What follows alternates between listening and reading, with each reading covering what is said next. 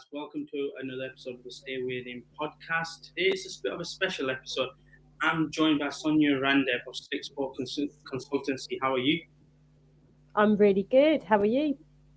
I'm doing pretty well. I think we're speaking off air about how our hectic days are, and I think this is like the culmination of it, just ending it off with a nice conversation about yourselves and everything about yourself and stuff. So, yeah, I mean, the floor is going to be open. We're going to have a nice conversation.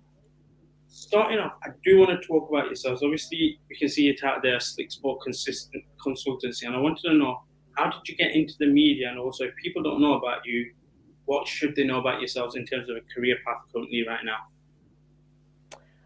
So my career pretty much started in terms of sports was when I was like 11, 12 years old. Like I always wanted to be a sports journalist. Like that was my thing. So I was very passionate about writing. I happened to be quite good at writing when I was at school, quite creative, and I loved sports. So kind of combining all of those kind of skills and qualities together, it made sense for me to kind of look at pursuing a career as a journalist. I did pretty well. So I obviously did my GCSEs, my A levels. We're talking about over 20 years ago, so I'm showing my age a little bit. As it goes, we have to get older. It's inevitable, right? So I kind of did my GCSEs, did my A levels. I got kicked out of school, which I do touch on in various other interviews. I think it's important to be honest. You know, no one's journey is kind of plain sailing, is it? Yeah. So yeah, I got kicked out of school and then I had to do my A levels in adult education. But I was quite lucky because I still managed to do my A levels at the same time as everybody that was in the same year as me at school. So I was lucky that Feltham Community College took me on because I was in my second year of A levels and I completed my A levels at exactly the same time as like all of my friends. So I got to go to university at the same time. Not saying that that has to be the be all or end all for anybody else. I was just grateful. I felt like I was a little bit lucky. You know, something good came out of such a, kind of like a difficult situation. So then I obviously went off to uni. I studied BA Honours Journalism. I graduated with a first. Ended up doing like bits and bobs on the sports desk for like regional newspapers. Then ended up getting a gig as a sports reporter, then progressed into a sports editor role, which I felt was very too soon for me because it was literally after about 6-7 months that they'd progressed me into a sports editor's role. I learned a lot because I feel that when you are thrown kind of into the deep end, you pick up things and you do learn quickly. Other people might kind of like do things differently. It might be different for them, but I kind of like being thrown into the deep end. I feel that it's, I strive on a challenge and I like to prove people wrong. So that's kind of where the whole sports journalism thing came from. And then obviously carried on with my writing. You know, things kind of changed over the years. Things became a bit more digital, websites, social media. There was a lot more kind of doors being opened in terms of trying to break into a career as a journalist, because when you use social media and digital, it expands massively. You're not just kind of restricted as to writing for a newspaper. But that's the background that I came from because that's all we had at that time. And then obviously I went through a bit of a tricky patch in my kind of mid to late 20s, a few personal issues. So I ended up becoming addicted to alcohol. Initially at the time, I didn't think it was a problem. I just thought that, the drinking was just something for me to kind of, an escape from reality, escape from the personal issues that I was going through at the time. But then as time kind of progressed, I kind of realized, okay, I think there's a problem here. I don't think, admittedly, I wanted to kind of say it out loud or go and speak to anybody about it. I kind of wanted to still hide away from it, which was probably not the correct way of doing it. Yeah. And I kind of went through that journey, which was obviously a very difficult journey at the time. And then I kind of got my act together when I turned 30 and I decided to go sober. I was working at TalkSport. I learned a lot when I went to work at TalkSport. And then the idea of Slick Sport came along because I really liked the sponsorship and the commercial side of stuff. I learned a lot in that particular role at TalkSport, so I'm very grateful to them. But I also kind of like the PR side because I started to begin to realize I'm quite good at the PR side. I know how to get people out there. I know how to... Selling is a very unique skill to have. Not everybody has it, but it's something that you could use and adapt to every single part of your life, whether that's on a personal or professional aspect. So when I'm selling if I'm selling an athlete to a brand like Nike or Adidas, then why can't I sell that athlete to TalkSport or Sky Sports and get them to interview them? Does that make sense? Yeah. So it's kind of utilizing every aspect of my skills and kind of putting it all into one. And then, yeah, it SlickSport kind of progressed from there and built it up into a consultancy. And, you know, don't get me wrong, had my struggles, like everybody does. But really proud of, where we are now.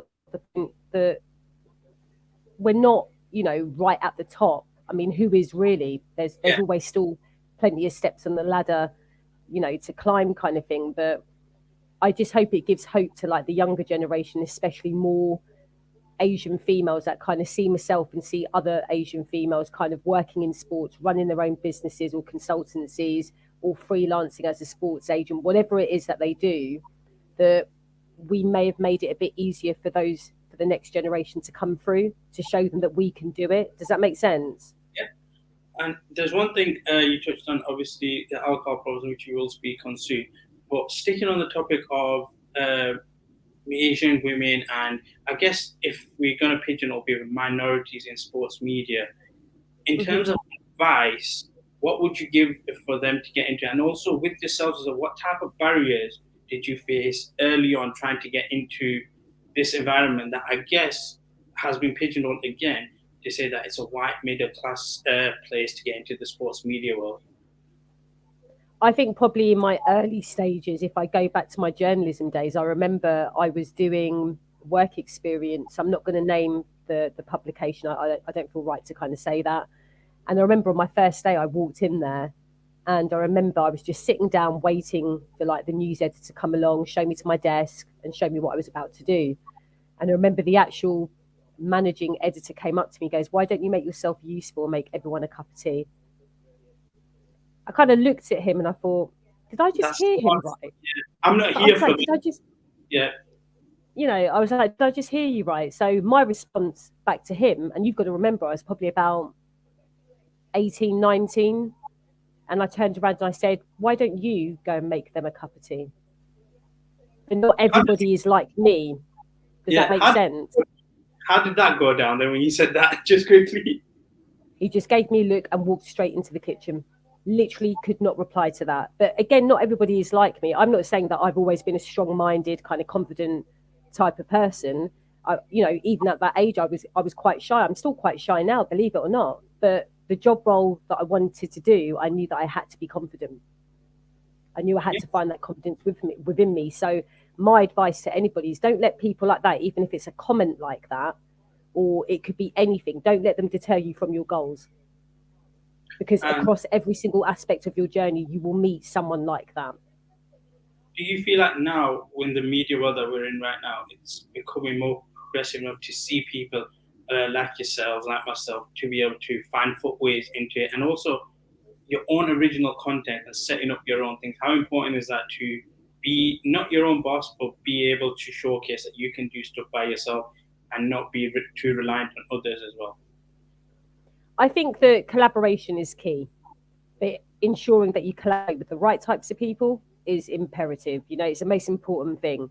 Even if you have an opportunity to work with someone and it didn't quite work out the way that you had hoped it to, never ever see that as a negative. Just see it. You've got to take something that you've learned from everything. Whether it's a blessing or a lesson. It's quite cliche, that saying, but it's very true as well. But I think in terms of me doing my own thing, I love the fact that I can come up with my own creative ideas. And then when I see that idea implemented, and then I see it across social media, I see people liking it and, commenting on it, I know that that's come from me. Does that make sense? There's nothing more self-rewarding when you know that you're the one that's made something happen, and it's come from being creative, being strong-minded, and just being determined. I believe in what I'm doing and I'm going to do it. If it backfires, it backfires. Again, it goes back to what I previously said. Never take anything as a negative. And this is something I'm still learning now. So I'm not the finished article. Like this isn't me here saying that I'm successful. I still have plenty of struggles, and I'm fairly sure I'm going to have many more, as the years go on. But it's just all about, I also feel that the industry as a whole is becoming a lot more inclusive. There are doors being opened, there are opportunities being created for people from our backgrounds, from our culture. But there's still a long way to go. Yeah. So you talked about opportunities, and one of the opportunities I want to talk about is actually sports, women in boxing. I mean, just a couple of weeks ago, we had Amanda Serrano versus Katie Taylor selling out Madison Square Garden. It's the potential of Calista Shields, Savannah Marshall coming up. And I want to just talk about this whole idea of women's boxing now and where it is at right now. How do you look at the forefront of women's boxing right now? Did you ever expect us to be at a particular place where we can do this? And where do you see it going forward? To be honest with you, I didn't think that it was going to explode the way it has now. I thought that it was going to be, it would continue to be a bit of a, kind of like a long burner or whatever, a slow burner. Sorry, that's the correct terminology to use. But I think when we were first kind of thrown into lockdown, so from the very first lockdown, possibly just before that, I was freelancing for Boxing Monthly. And I'll always give Luke Bridges a massive shout out because he was the digital editor at that time. And he gave me an opportunity, and I love him dearly. I've got fantastic relationship with him. I swear I just called him Luke Richies. I'll tell you why, because I was just speaking to a Luke Richies about an hour and a half ago. It's bloody Luke Williams. He's going to kill me. He's going to absolutely destroy me. Sorry, Luke. Honestly, my mind's gone to part. It really has. Terrible. He will kill me. He will literally kill me for that. So I interviewed like a lot of the female boxers. I said to Luke that I really want to interview the girls. I'd always wanted to work with females, but because the opportunities were lacking, they weren't getting a lot of fights. It was quite difficult, to kind of make these opportunities happen. And unless they're fighting and they're helping themselves to get out there, it's not easy for anybody that wants to kind of come on board and help them and further promote their careers. So I interviewed quite a few of them, and some of them asked me, they said, if you hear of any media that might want to interview them, let them know. I said, yeah, of course I will. So I think I pretty much interviewed all of the top female fighters actually for Boxing Monthly. It was really good, very interesting. And then we were thrust into like the first lockdown. And don't ask me how it happened. It's a bit of a whirlwind. I just ended up working with half of them. I was getting them out, 1 minute Ellie Scotney's on TalkSport, the next minute Savannah Marshall's in The Independent, Chantelle Cameron, Natasha Jonas, a couple of bits with Hannah Rankin as well. It just went a bit crazy. I was going to say, so speaking on some of these female boxers you work on, like Natasha Jonas, Chantelle Cameron and stuff, in terms of their branding and stuff, what do you do to push them out there to be, I guess, here you go, this is the next big thing? And also on that, who do you think could be the next big thing in women's boxing right now? Okay, so if we go back to like when I was kind of booking in media interviews with them, like people know who Natasha is. She comes from quite a big sporting family, but she still wasn't doing enough to get herself out there. So every opportunity I could see in the media, sometimes I came up with my own ideas, So, I'd go to like these different media outlets and say, let's do a really nice women's feature and let's get all the girls together, like 4 key girls that we can get together, get some quotes in and do a really nice feature to continue that momentum, because all of them were all fighting for world title fights.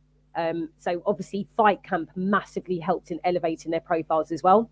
We were stuck at home. We had no choice but to watch it. And people were blown away by it. They were like, wow, these girls can fight. And they're very good. A lot of them have a very strong amateur career. A lot of them came from Team GB. You've got Chantelle Cameron, you've got Savannah Marshall, you've got Natasha Jonas. She was the first woman to qualify, for Team GB, which is a big statement, a massive statement. So in terms of stuff like, once your profile starts expanding and you're getting more media coverage, people start to begin to know a bit more about you. And brands are always watching that. They watch your social media, they're seeing your interviews. And I think it's making these athletes understand that you are in the public eye. And the more you're in the public eye, be careful, but you need to allow yourself to be out in that public eye. Because if you want these brands to part with money and invest in you, give them a reason to invest in you. Yeah. And on that, going forward then, let's say you're up-and-coming female boxer and stuff. You mentioned about putting yourself out there and stuff. Someone was to approach you, what do they have to do in terms of getting you on their side to be able to help them out? To be honest with you, the girls were just like, if you hear of anything, Sonia, like, can you help us out? Can you get me a few more interviews? So, you know, when Savannah was fighting for a world title, we built up a nice kind of like build up to that. And I already knew that she was going to get media interviews while she was in the fight bubble as well. Same as Chantelle, same as Natasha. So it's all about building up a bit of hype around their world title fights. These girls are elite fighters. They are fighting for a world title. They deserve the coverage and they deserve the proper promotion. And I will give credit to Eddie Hearn for that, because he did put them all out there. You know, he gave them their world title shot. So we have to give Matchroom and Eddie Hearn credit for that.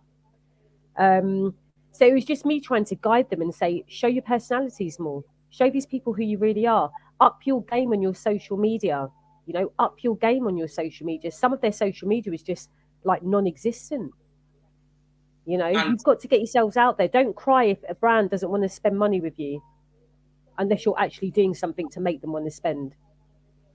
So on that, I want to talk about obviously title success for the for like Chantelle Cameron and Natasha Jonas. How is that inspiring females in the sport? And then also looking at future stars like Caroline Dubois and stuff, where do you see fitting into this boxing world and the future of women's boxing? I think when you look at people like Natasha Jonas and Chantelle Cameron, okay, we'll use Natasha Jonas as an example, because I always feel like she is such a prime example to use. You know, she is a fantastic role model in and outside of the sport. She also knows how to interact with her fans at the right time. She also speaks her mind, and people like that. She also is a single mother and is literally somebody who never gave up on her dream. So if I was a young girl looking at Natasha now, that would be the utmost inspirational thing for me to actually want to continue to do what I want to do. Like, that would give me hope. And that's not saying Natasha is, you know, she's old or whatever, or Katie Taylor's old, because Katie Taylor's, I think, only a year, perhaps even just a year younger than Natasha. But what Natasha has achieved in her career is just simply outstanding. And she hasn't changed. She's still very humble. She still remembers her roots, you know. And I think that's, for anyone, that's just a wonderful quality to have. And she's a great person to look up to. Chantelle Cameron is probably one of the best female fighters we have in this country. But she dips in and out. And I don't think she would mind me saying this, because I've had an honest conversation with her. You know, when she was fighting for her first world title, we got everyone talking about her. Then she kind of dipped out of the limelight a little bit. So it's all about keeping up that momentum. She's been doing great with her socials over the past 6 to 7 months. It's been great to see. But she still needs to do a bit more. And that's why I've taken her on board under SlickSportConsultancy. And I'll be doing all of her media and scouting her brand partnerships now. Okay. And then also, somebody else in terms of marketing, Ebanie Bridges, how do you think she's marketed herself as well?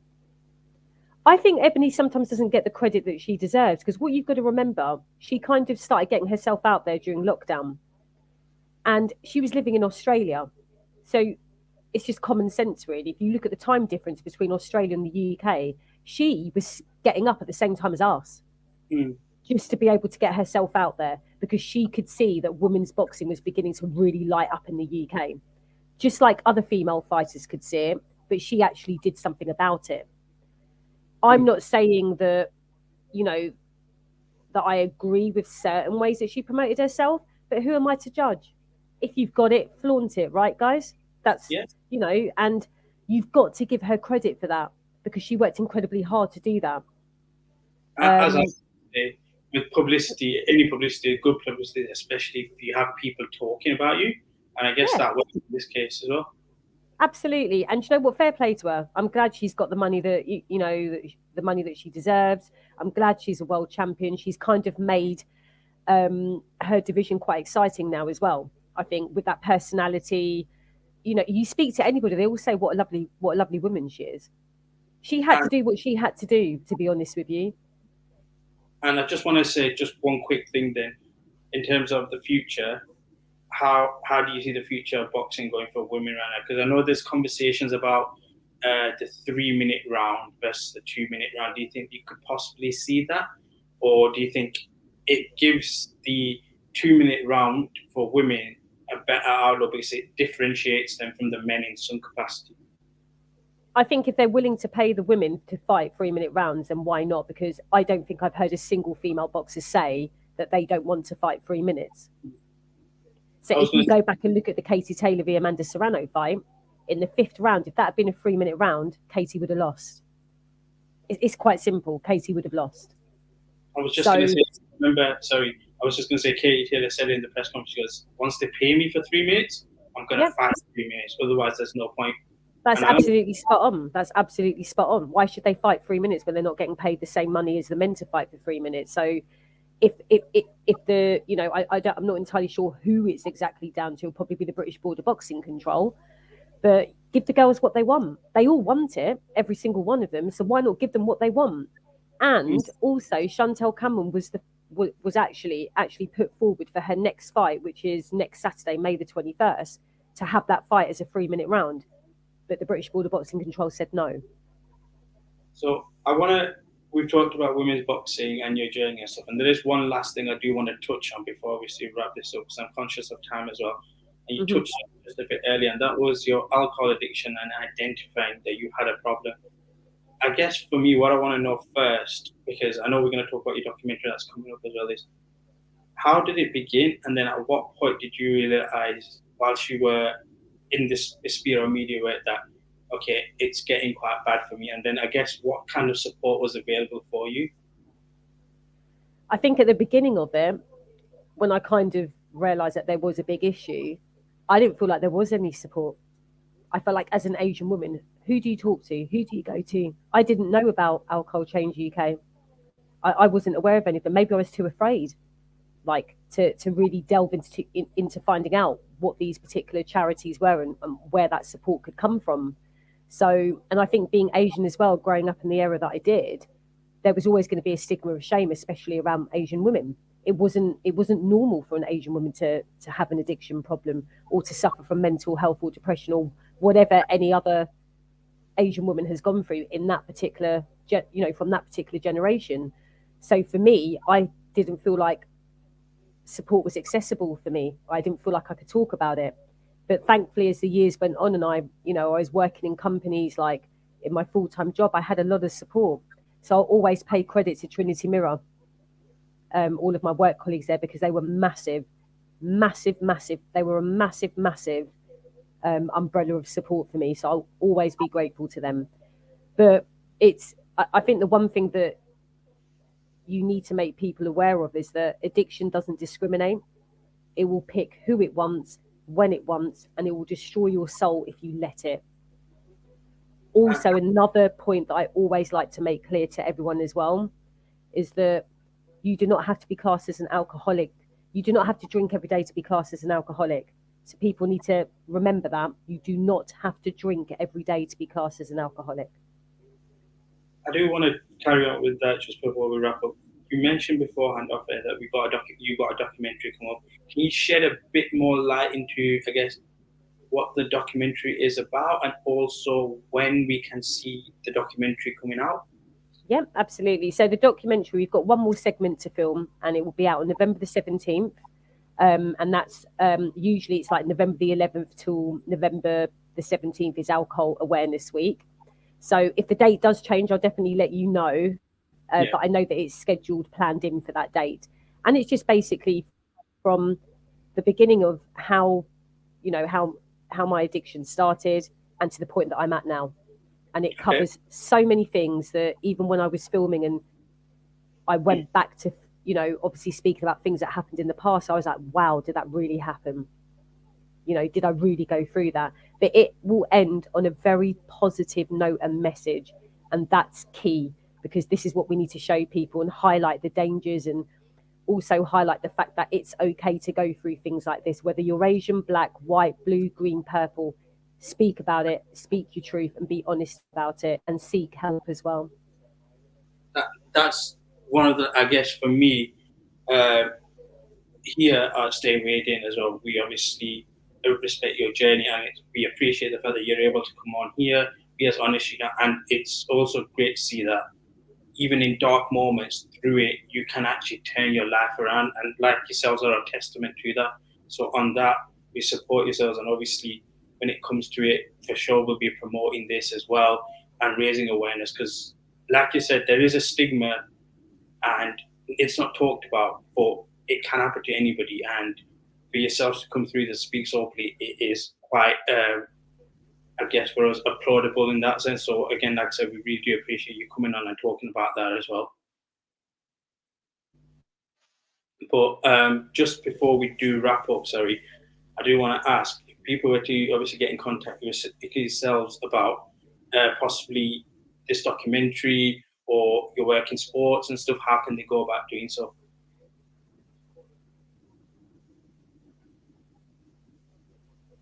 They can contact me via Instagram, SlickSportConsultancy, or Twitter, SlickSportAgent, or email me, Sonia at SlickSportConsultancy.co.uk. My DMs are always open if anybody wants to talk about it, anytime, any day. And that's available for everything, media work and also obviously your personal story as well, which again, like I said, we fully applaud you. Everything. If they just want a quick chat. If they would just want a quick chat, a bit of advice, or if they're struggling, if they're struggling with anything, absolutely fine. My DMs are always open. I might take a bit of time to reply back, but I will always reply back. Don't get me wrong. I think a lot of people do that. But the main thing is, like, I've spoken to a few people who are like, "Oh, I caught your DM," and you DM them, and they reply back a week ago. But as long as you get a response, it's good to see that. Obviously, they're always available to speak to. But 100%. Just quickly, if there's anything else that you have to plug alongside your documentary. I think that's pretty much it. It was, obviously lovely to have a chat, especially about, women's boxing. And I always speak about my addiction as openly, as honestly as I possibly can. I always try to be as truthful as I possibly can. But if anyone is struggling and they do feel like their drink's getting out of control, or, whatever background you come from, let's take away the whole Asian culture thing from this. If anybody really does need to talk, I've given my social platforms and stuff. Please do feel free to DM me. Okay. And with that, we are going to wrap up another episode of the StayweighedIn podcast. Sonia, as always, thank you so much for taking the time out to come on, be as open as you can about alcohol, about addiction, and also talking about boxing and women in boxing. It's always good. It's easy for me to speak, but it's good to hear from another woman about the sport itself and the growth of that. So again, as always, thank you so much for coming on. Thank you very much for having me on. Honestly, really appreciate it, guys. Keep up the great work as well. Perfect. And as always, guys, lock into all our socials. It's StayweighedIn now. We have a little bit of a rebrand, but I know, as always, #StayweighedIn. But with that, that's another episode of the StayweighedIn podcast. Take care and peace.